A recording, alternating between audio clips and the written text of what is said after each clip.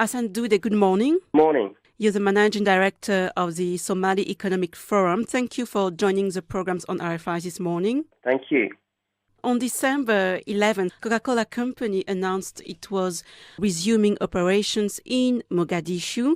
Coca-Cola is obviously one of the major international organizations, so we can guess that this was tremendous good news. It is indeed. And apart from Coca-Cola announcing this, really there has been some sort of a momentum that was building up in the past year or so. Yes, Coca-Cola is a huge company, and it will definitely confidence to so many foreign investors that will know that Somalia now is ready to be invested and in fact to do business in.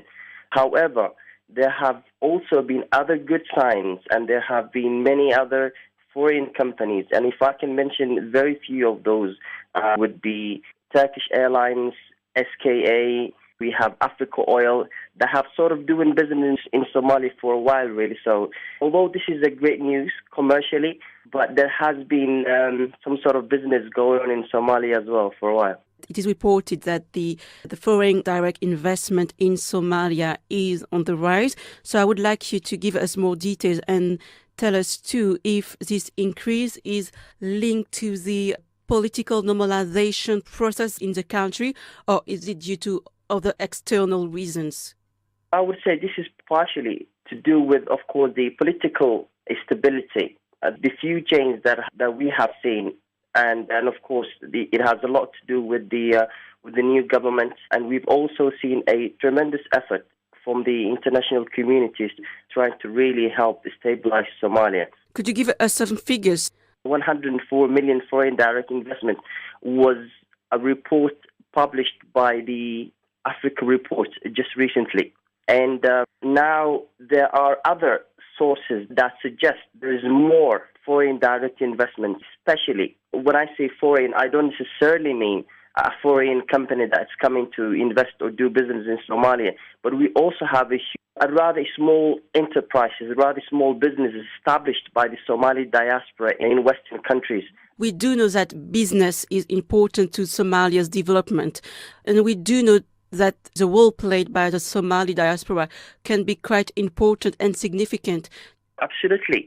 And I can speak of myself. I'm a Somali person who lives in the United Kingdom. I have just been to Somalia and I spent about a month and a half in most regions in Somalia. So an organization like ours, an organization like Somali Economic Forum, which highlights the opportunities and also updates people, giving current information and highlighting those business opportunities in Somalia will definitely make a huge difference. And it is, yes, Somalis from the diaspora that could actually show the world that we have confidence in our country, and anybody who is interested in getting into an area which could somehow seen as a risky area, because all the emerging markets are sort of considered as risky areas. But then again, the return is a lot higher than the developed countries. In what kind of businesses the Somali diaspora is more involved in? They are mainly SMEs, small, medium enterprises, and that could be a small factory, a water factory, shops, and things like that, really. Most they're settled in Mogadishu, the capital, or it's all over the country now. I can say at least for the most part, 95% of the country. Mogadishu especially has been, of course, that's where everybody had sort of an eye on, and that's of course the capital city. Now, if you want to do in business in Mogadishu now, it's definitely is a lot safer than it has been. Many people came back to Mogadishu, and you definitely have a lot of consumers that would buy your goods. And I think it's the right time for anybody who's interested in Somalia to invest in right now. What are the main sectors of activity that have the most potential? Somalia is a country that's rich, in resources. But the ones that I would start with will definitely be infrastructure.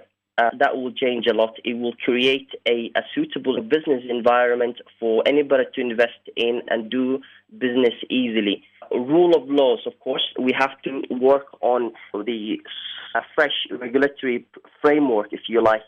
and areas to invest in, I can say agriculture, fishing. Of course, there are mineral resources in Somalia, but most importantly, invest in those people and start, create jobs by helping the SMEs mostly. So Somalia now has a president, a prime minister, a government.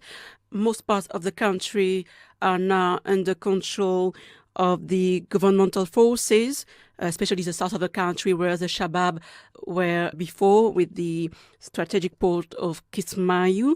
So you also told us is that the business climate seems to be more and more favorable. But, according to the 2012 Transparency International Corruption Perception Index, Somalia is still the worst ranked country. So corruption is a brake on economic development. Do you think that things have started to change? Things are going to change for the better for Somalia, that is for sure. But let's not forget, we're talking about a government that has been in a civil war for over 20 years. Surely it's very easy to pick on many negative things about that specific country. So it is easy for anybody to say any of those things. And corruption, yes, there will be a corruption when there is a civil war, but that is something that we advise in the government to do something about. And having said that, I believe that the international community also could play a big part in this. We have always seen the focus on the aid and bringing more troops to Somalia. We believe that's not the solution for Somalia. If we really want to help those communities to stabilize, if we want Somalia to, stabilize, I think what needs to be done is to invest in those local communities. Things like that could definitely have a huge impact on Somalis and Somalia in general. Hassan Dudde from the Somali Economic Forum, thank you so much for your time. Thank you for having me.